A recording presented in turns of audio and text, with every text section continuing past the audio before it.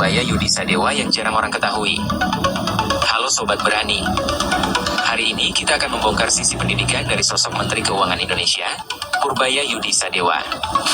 Fakta-fakta ini jarang dibicarakan, tapi justru menjadi kunci mengapa ia bisa menembus puncak karirnya saat ini.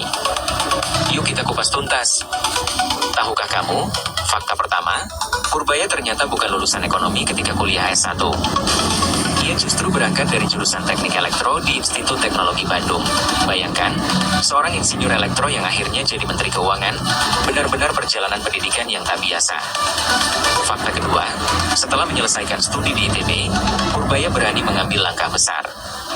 Ia pindah jalur ke dunia ekonomi dan terbang ke Amerika Serikat untuk melanjutkan pendidikannya. Di sana, ia berhasil meraih gelar Master of Science dalam bidang ekonomi di Purdue University. Peralihan jurusan ini menunjukkan betapa kuatnya tekad dan rasa ingin tahunya. Fakta ketiga, Purbaya tidak berhenti di tingkat master. Ia melanjutkan pendidikannya di kampus yang sama hingga meraih gelar doktor alias PhD di bidang ekonomi. Gelar ini memberinya fondasi akademik yang sangat kuat, membuatnya dikenal sebagai ekonom dengan basis riset mendalam dan analisis yang tajam.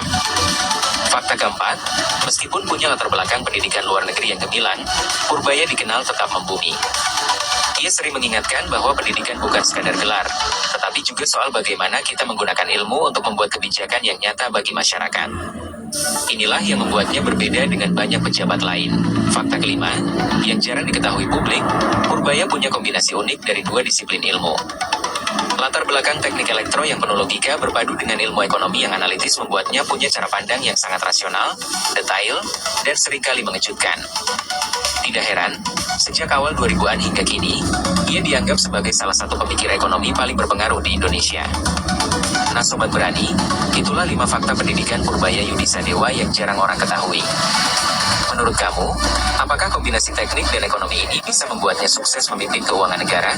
Tulis pendapatmu di kolom komentar. Jangan lupa like, subscribe,